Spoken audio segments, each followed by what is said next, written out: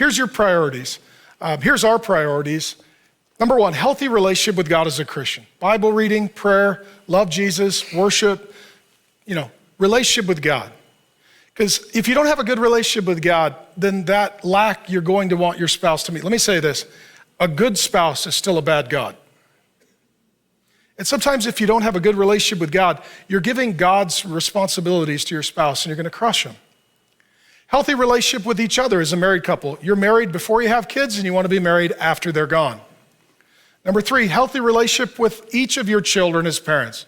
As you add kids, when they're little, you can treat them like a group. When they get bigger, they've each got their own personality, their own life, their own issues, need to pursue them individually. Number four, healthy work-life balance as employees at work. And then number five, healthy relationship with extended family members and close Christian friends. Those are your priorities. Now let me ask you this. Let me ask you men, if you're gonna make a mistake, which one are you gonna push too high up the list? Work. Men will put work at 1 or 2. Women, let's be honest, once you have kids, you take number 3 and you make them number 1 or 2. This is where our priorities get inverted. I've seen Christian couples mess up, take 2 and 3, marriage and parenting, and morph it together into something they call family. That's not right. Because what holds the family together is the kids, and once the kids leave, the marriage falls apart. Or the parents overparent the adult children. Or they start bugging the adult children to give them grandchildren because the only thing that held their marriage together was children. I just explained all the dysfunction in all your relationships. You could send this to your parents and tell them I love them. So let me close with this. Your priorities need to manifest themselves in your schedule. They need to manifest themselves in your budget.